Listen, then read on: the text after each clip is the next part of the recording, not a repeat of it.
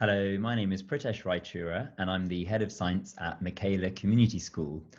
In today's talk, I'm going to be speaking about questioning, and I actually have a few clips from one of my science lessons that I'm going to be sharing to show you this questioning in action. So first of all, big thank you to Jack for organising Research Ed Surrey and giving me the opportunity to present this talk. So what I'm going to do to begin with is I'm going to run through some of the key principles behind good questioning, and this links to some of the blogs that I've written on my blog bunsenblue.wordpress.com. And if you're on Twitter and you want to follow the hashtag #ClearTeacherExplanations, you'll find many of these blogs and many of the principles that link to the ideas that I'm going to be talking about today. So let's dive straight into it and talk about the principles of questioning. So I'm just going to keep this slide up here for you to look at, and then I'm going to show you the clips and talk through the points one by one. So just take a moment to pause the video, read through the key ideas, and then I'll talk through the video clips.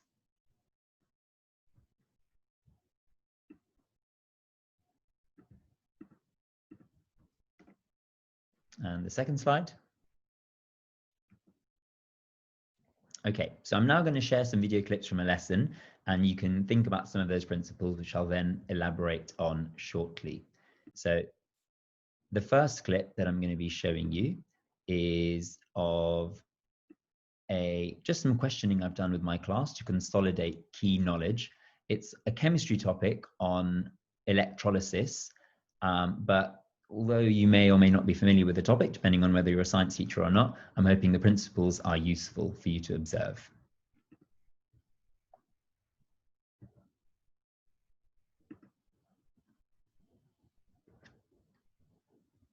Okay, here we go. I'm hoping that you can see that now, and I'll play the video. So let's think through the rules. Whenever I have something like this, I'm going to write this is a liquid. So first thing I know straight away is what? Hands up. First thing I need to remember, nice and loud, Danny. That copper forms a Cu2 plus ion, and chlorine forms a Cl minus ion. Super. Why aren't there any more ions? Because usually there's hydrogen and hydroxide as well. Why isn't it there this time? Tell your partners. Because it's which contains 3, 2, 1, hands up.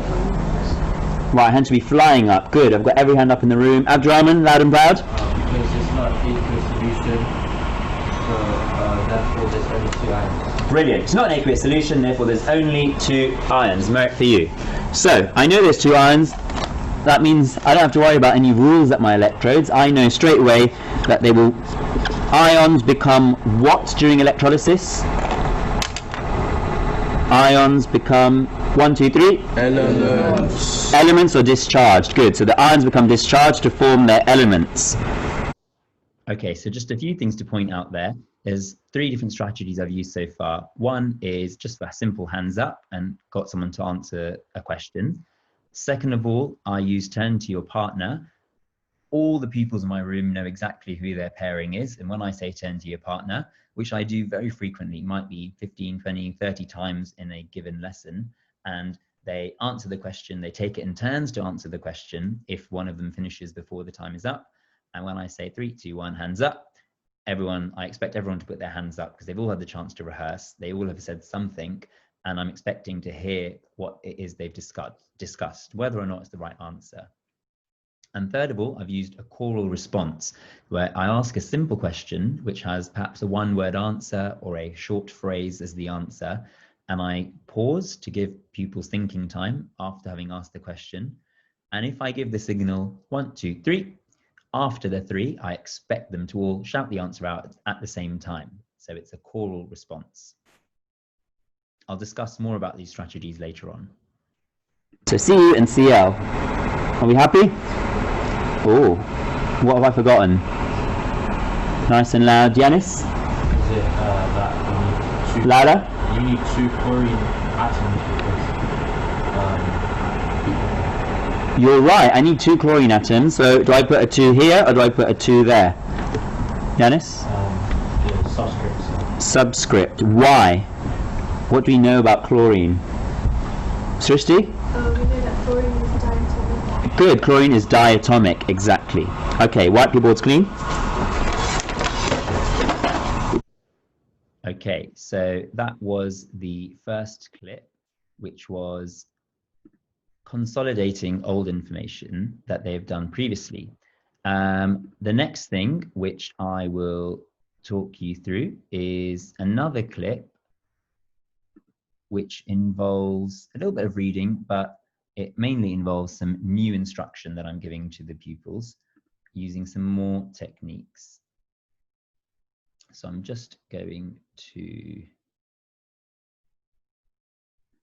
share the new clip. Here we go. These metals are all required in industry, so instead manufacturers use electrolysis to extract the pure metals from their compounds. Okay, 3, 2, 1, and slant. What is electrolysis? Okay, so in this clip, I am using the textbook that we've written within our school, and I'm using that as the basis of my instruction.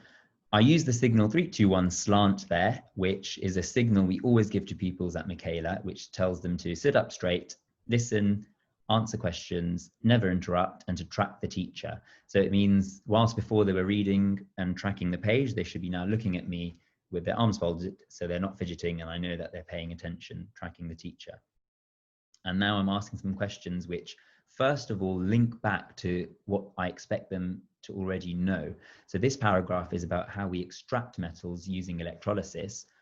In the first section I showed you they already know what electrolysis is and they're able to perform the procedure which allows them to explain what happens during electrolysis, but I'm now asking for a definition and I'm going to ask a few questions around that before making sure that they understand what the new ideas are in this text. I want a perfect definition. Good.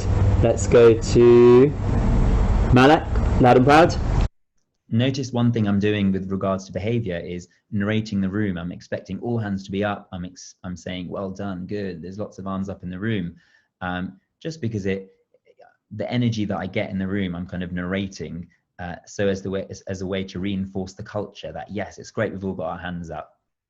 And before I ask someone to speak, I usually say something like project nice and loud or loud and proud, just as a reminder for them to speak loud enough so everyone can hear. Because the last thing you want is for the answer to be given just so that the teacher can hear and everyone else will kind of lose focus because they don't know what's going on. Electrolysis, when you extract two elements from their compound, use any element and not two. Using? Electricity, so. Almost, but we can be more specific about the kind of compound. Corey? Electrolysis is the breaking down of ionic compounds into its elements using electricity, sir. Super. You know that really well, don't you, Corey? I can see it. I can hear it in the confidence in your voice. Okay, so electrolysis is... Sharif? Electrolysis is the breaking... Louder? Electrolysis is the breaking down of ionic compounds into their elements using electricity, sir. Super, merit for you also. But there's a problem. Let's say I have some magnesium oxide. Let's say I dissolve it in some water. In theory. What 4 ions will I have present? Show me on your boards. Magnesium oxide dissolved in water. Super, Speedy. Zenil gets the merit. Good, Madeline. Good. Good. Show me in 6, 5, dissolved in water. 4, 3, 2, 1, and show. Okay, good. I'm seeing lots of correct. I'm seeing, in fact, almost all correct. Ibrahim, you need to double check. Magnesium's a metal, so would it be a cation or anion? Cation. It will be a cation, so it should be 2+. Okay, boards down. So using mini whiteboards, of course, is another technique. And the great thing about mini whiteboards is that it demands something from every pupil in the class, because every pupil is expected to think, write down their answer to the question and show the teacher. And that means that the teacher can see visibly everyone's answers at the same time. So the ratio of thinking in the classroom is really high. So it's a very powerful strategy to use to force everyone to think. And it's also really useful to gather data. So I know roughly how much of the class has understood the key idea. So I know whether to move on or whether to address any misconceptions or any incorrect answers, and give individual feedback to pupils as they put their boards up, or share them more widely with the class if I think there are quite a few people who've made that same mistake. So if I had, tracking me in 3, 2, 1, and slut. So I should have mg2 plus o, where shall I put my 2 minus? Subscript or superscript for 2 minus? 1, 2, 3? Superscript. Good. And then I've got h plus and oh minus. Where did oh plus and oh minus come from? Okay, so here what I'm doing is some dual coding where I'm writing down key things that I want my pupils to follow, and that I don't expect them to be able to hold all the information in their working memories, because very soon they'll be overloaded and they won't be able to focus on the new idea at hand that I want their attention to be directed to. So by putting words and ideas and phrases onto the page, it relieves them of the burden of holding that information in their working memory, and they can refer to that information, which is now permanently fixed on the page, as I then ask them to make links between different ideas on the page or to go beyond what they see on the page. You'll notice that every question I ask, the expectation with pupils is that their hands go up. So I'm constantly gauging how many hands are up. And if I think there's a lot of confidence in the room, I might go for a call or response. If I think there's about 50% of hands up in the room, I might say, turn to your partners. And if I think there are enough hands up, but the answer is a little bit more complex than a call or response would allow, I might pick on individuals to give their answer. And that's really great because everyone can hear their answer and I can give feedback on whether it's correct or not, but also whether the language they've used is correct, allowing everyone to benefit from the feedback that I give to that one person. Nice and loud, Haroon. So magnesium oxide is dissolved, and so it is an aqueous solution. So. Good. You're right, it's an aqueous solution, but what's it dissolved in, and so where are my ions coming from? Delia? It's dissolved in water, and those are the ions for water. Exactly, because the formula for water is what? 1, 2, 3? H2O. Good, so I've got H2O, but it's split into its 2 ions. Now, would I be able to extract magnesium from its ore if I dissolved it and did electrolysis of it? Yes or no, and why? Tell your partners. No, it's not ionic. Because hydrogen is less reactive. Hydrogen will be the one that will be the Hydrogen gas. 3.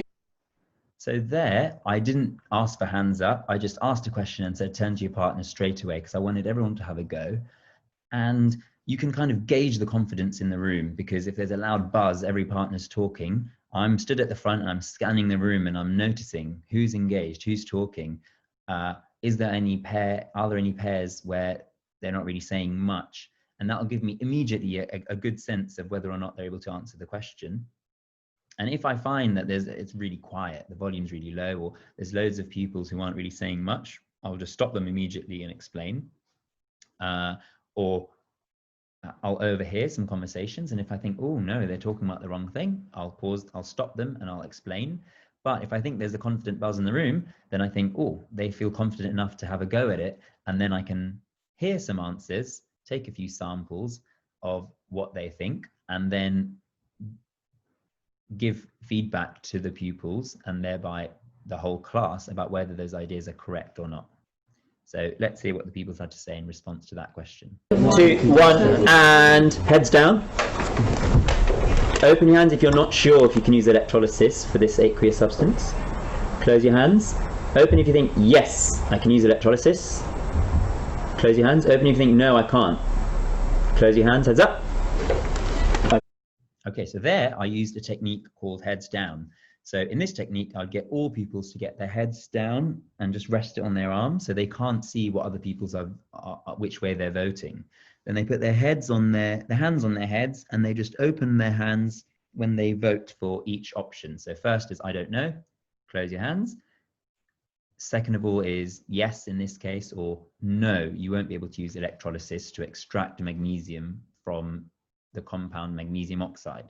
And this is extremely powerful because pupils can't copy each other, so you get an honest response. It means that you can see very quickly what everyone is thinking in the room, and you need to maintain quite a neutral tone throughout and say thank you, close your hands after every option, even if no one has their hands open, just so it gives confidence to pupils that any answer they give is in full confidence, and that no one else is aware. And when you then say heads up, then they put their heads back up, and then you can discuss based on what information and data you've gathered from the class. The kids absolutely love it. I even use it with my year 11s, my sixth formers. In fact, this is a year 11 class, and it's just a really simple but very powerful way of gathering data. But you do have to choose your questions carefully. Okay, the answer is no in this instance. Why not? Most of you had no. Some of you are a bit unsure. So let's hear from some people who think no.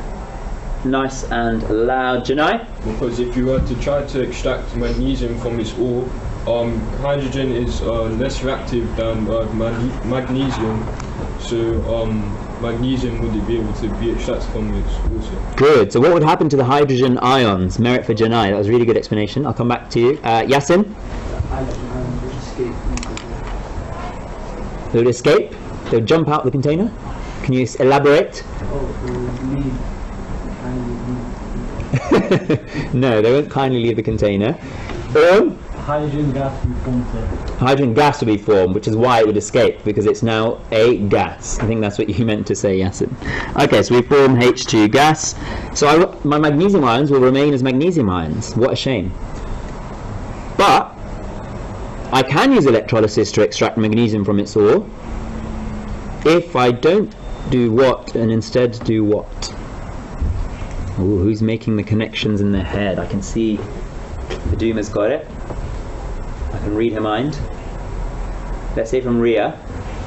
Instead of dissolving it in water, you melt it, so you don't have the hydrogen ions that will displace magnesium. It's not displacing magnesium, but that would be discharged. Who agrees with Ria? If I had molten magnesium oxide, I would be able to use electrolysis. Who agrees? Disagrees? Superb. Really good. I love your explanation as well. I'm going to give you a merit. Hands down. So that was just a quick thumbs up or thumbs down. Now that's definitely less reliable than heads down, hands open, but it still gives you a very quick sense of whether pupils agree or disagree with an answer. So, if I didn't have hydrogen there, the only option at my cathode would be to discharge magnesium, and I'd be able to extract it. Now, if I'm a businessman and I'm doing this process, I'm not going to be able to use aqueous solution. Just mix in my magnesium oxide. By the way, magnesium oxide I think is insoluble anyway, so you wouldn't be able to do it anyway. But I would have to do electrolysis by melting this. Why does that worry me? I'm a bit worried. The dollar signs are fading from my eyes. Why is that happening? Khadija, why are you laughing at me? Magnesium, because it has a high melting point. What's it? Magnesium. Magnesium oxide has a high melting point. You're going to need a lot of energy to break the strong electrostatic forces of attraction between the oppositely charged ions. So it's going to cost you a lot because you're going to need to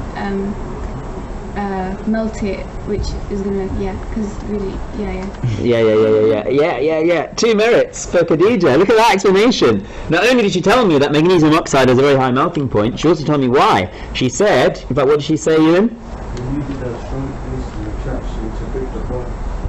So once the people gave me an answer, which was a very impressive answer, I must say, I then, rather than repeating the explanation, I wasn't able to quite keep up and get those points down and dual coded as I was writing, as I was listening rather. But I then got another people to make sure, so for me to check that they were listening to her answer, to repeat what she was saying. And then I'm going to write them down so that all pupils can make sure that they have processed those key points. And I'm highlighting the key ideas from the explanation that pupil gave. Almost. You just got your words jumbled up there. Srishti, help out. They need they have a strong electrostatic force of attraction between the opposite charged ions.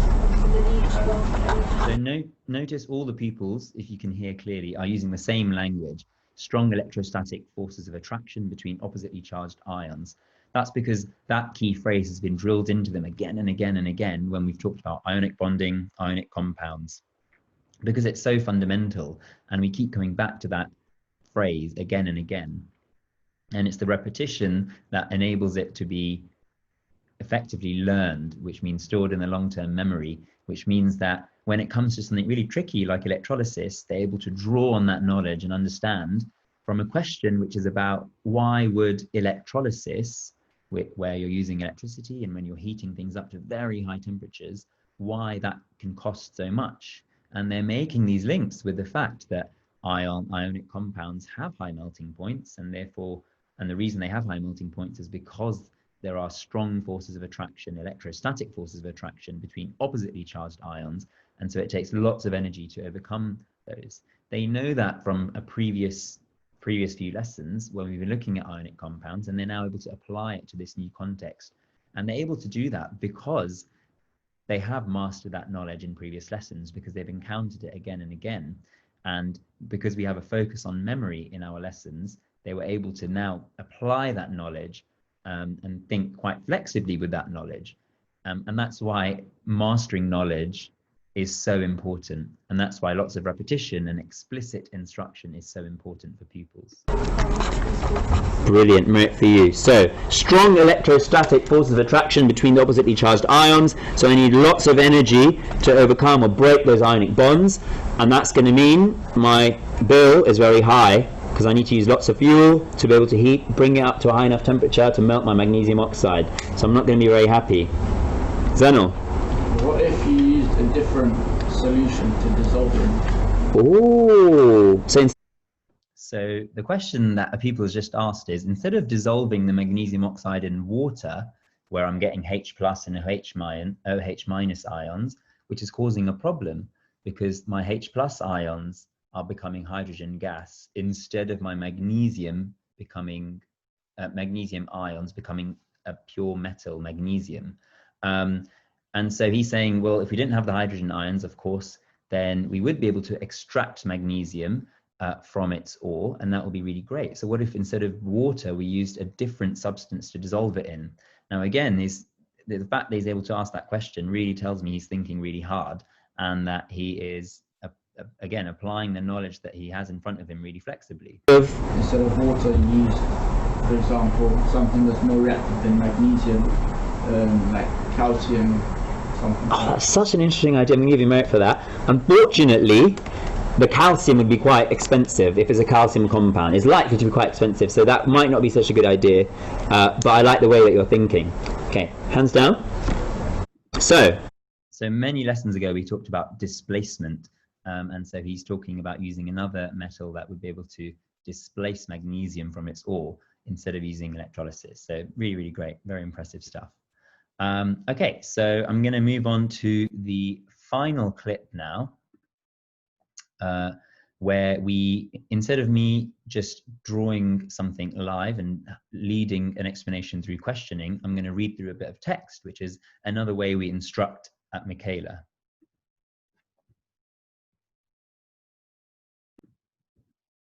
So let's see if this works. Here we go, final clip.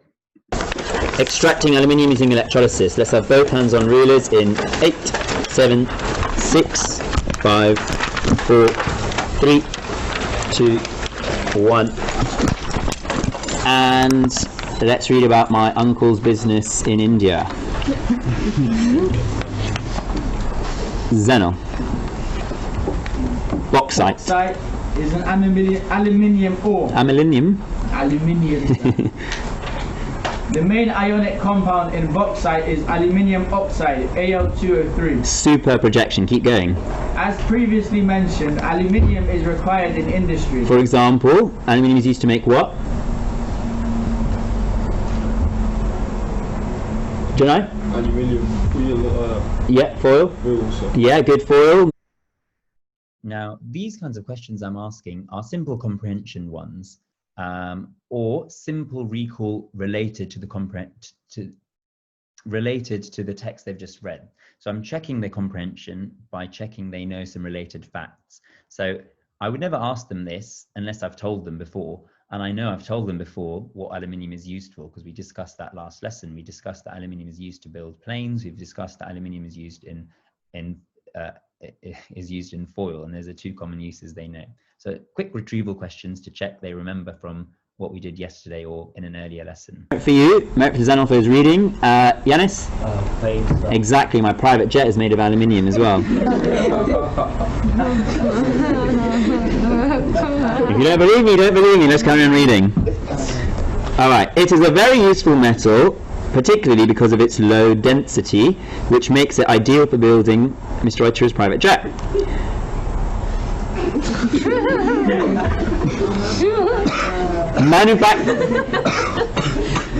Thank you, Corey. Manufacturers use electrolysis to extract aluminium from bauxite. Camia, carry on. This process is carried out on a very large scale, which means it is vital to make the process as cheap and effective as possible. Since melting aluminium oxide requires large amounts of energy, which is very expensive, manufacturers add a compound called cryolite. I say you say cryolite. Cryolite. So, Dicty. So, I say you say is another type of choral response, which is a bit like when I ask a question and I say 1, 2, 3, and they give me the answer. But if I say something like, I say you say cryolite, after that pause, I expect them to repeat that back to me so that it gives them a chance to feel more confident when they're verbalizing a word. They know how to pronounce it. Because as you heard, when the pupils reading it out for the first time, they didn't. It was a new word for them. Obviously, they don't know how to pronounce it. So I teach it to them first, and then I get them to repeat it after me. So I say, you say, cryolite, and they all say back, cryolite. And slight. So unfortunately, cryolite really only works just for aluminium oxide and bauxite. For all the other metals we want to extract from their ores, we can't use a special substance. But what cryolite does is, you add it to your bauxite and it somehow lowers the melting point. Now, at this point here, I'm not going to do much dual coding. I'm simply using my voice and the fact that the key ideas are already on the page to emphasize the key points. So effectively, I'm reiterating what they've read about or what they're going to read about in the next sentence, but I'm really exaggerating with my voice the key points. And by doing that, I'm helping them to understand the key idea of the text. And then I'm going to ask a few simple comprehension questions and give them the chance to rehearse the idea so that they are able to master it. So questioning isn't, when you ask questions as a teacher during an explanation, it's not always about have they understood what I've just said. It can often also be about giving them the opportunity to rehearse what you've just said as a way of giving them the opportunity to move towards mastery. Of aluminium oxide. So, I mean, there's no numbers here, but let's say, I'm just going to make some numbers up. Let's say it would have been 1,000 degrees Celsius to melt aluminium oxide. If I add in a bit of cryolite, suddenly that lowers it down to about 500 degrees. So that's going to save me a lot of money if I'm in industry making aluminium, extracting aluminium from its ore, because the melting point has been lowered. So explain to your partner why cryolite is so useful for aluminium manufacturers. Go. So I've given my explanation, and to check that they've followed, I'm giving them the opportunity to rehearse. Now, I will also be doing lots of hand actions. So initially, the melting point is here, it's 1,000 degrees, and it's lowered when we add cryolite to 500 degrees. And just by doing those actions, that in a way is my equivalent of dual coding. It's not necessarily just writing everything down, as long as they have some sort of visual that they can refer to help them understand. And then I'm gauging how effective my explanation has been by hearing the buzz in the room during turn to your partner and by seeing what they feed back to me when they put their hands up at the end.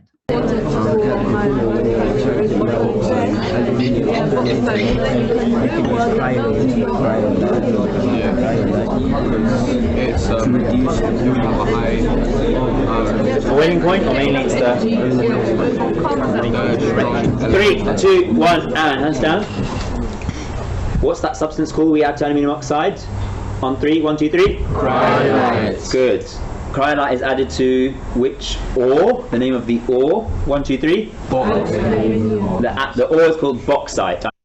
Okay, so there, the choral response was very mixed. Some of them said aluminium oxide, some of them said bauxite. So straight away, I gave them feedback, which is the ore is bauxite, the ionic compound is aluminium oxide. And so that's a good example of where the choral response doesn't seem successful, but actually I found it very useful because it gave me the information that they were confused. So it was a useful question to ask.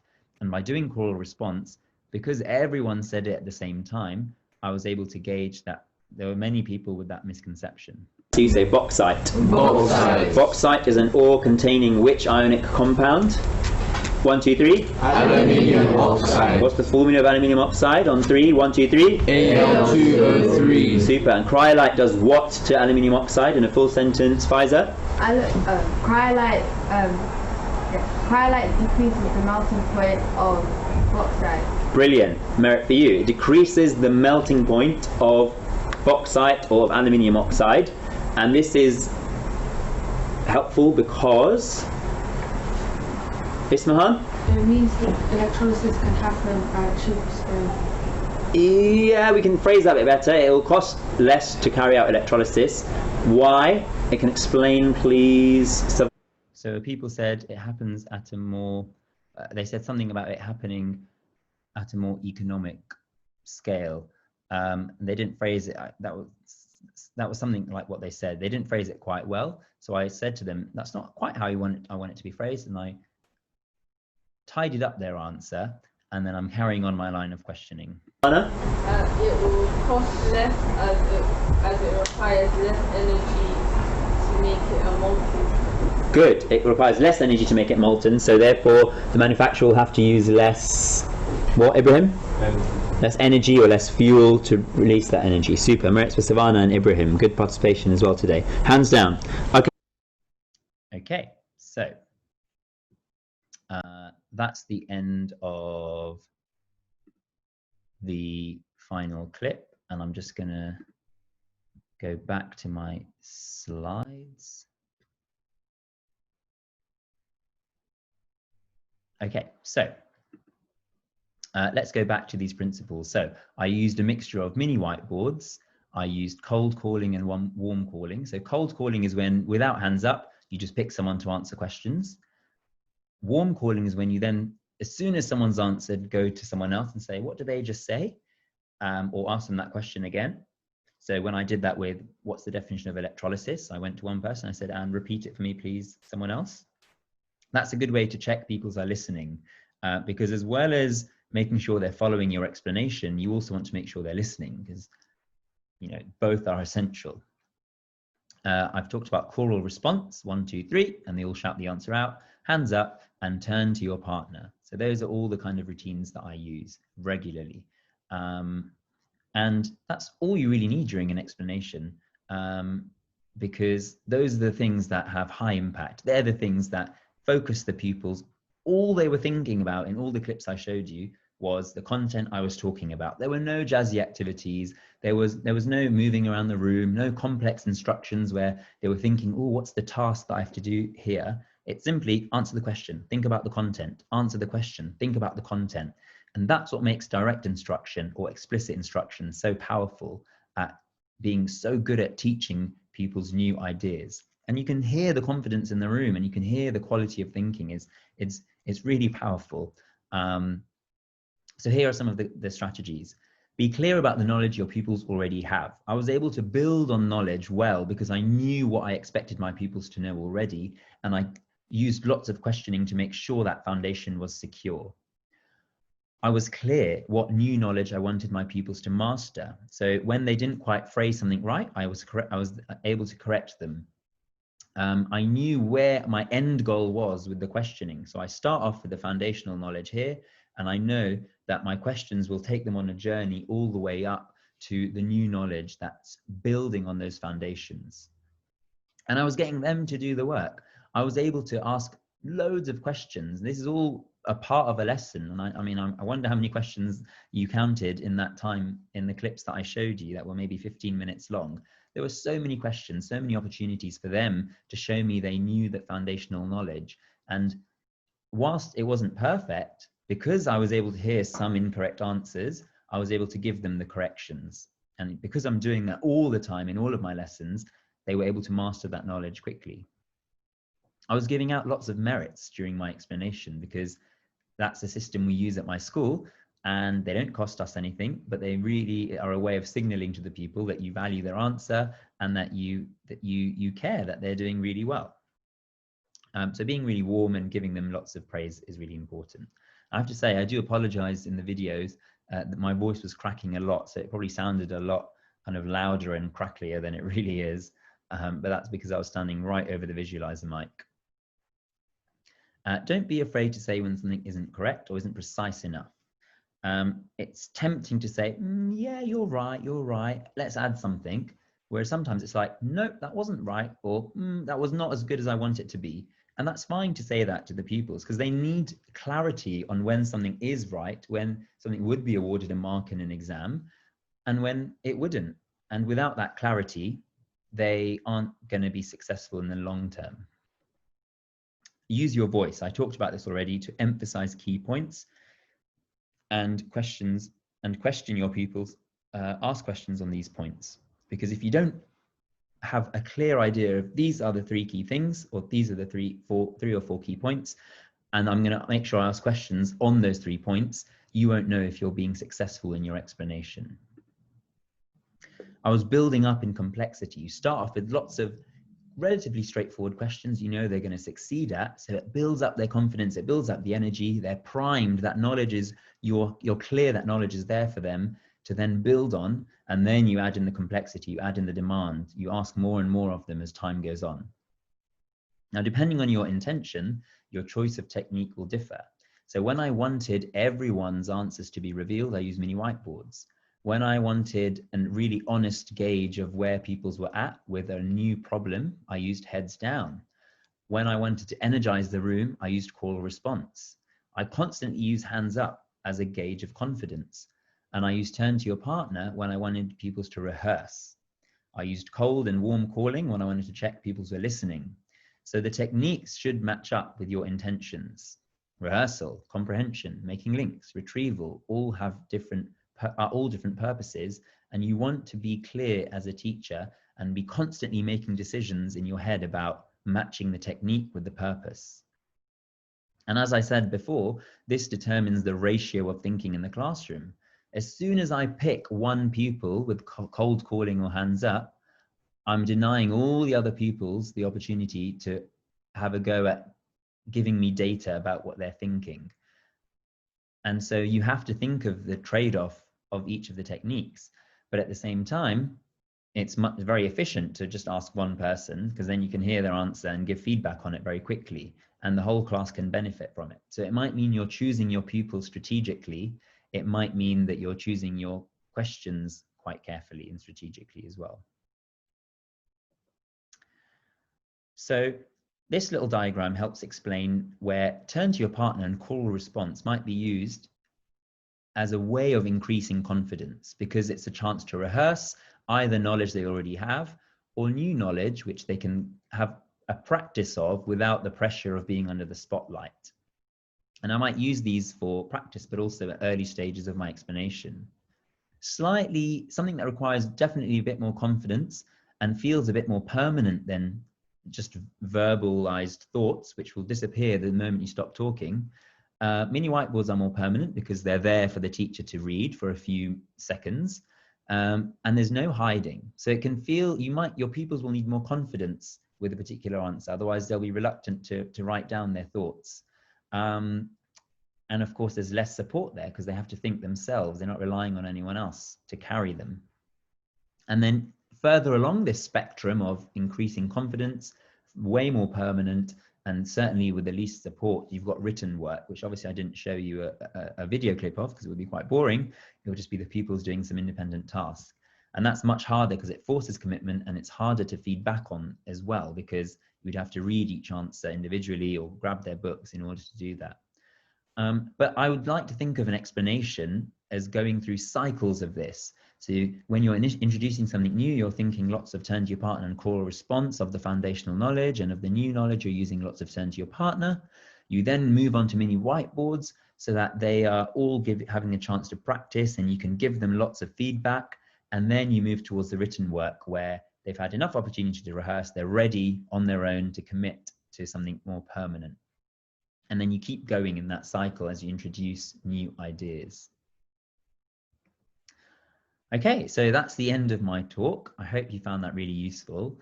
Some of the key inspirations, kind of key references for this talk, lots of these strategies are in the incredible book by Doug Limov, Teach Like a Champion, with its various techniques for explaining things well, for making sure pupils are participating well.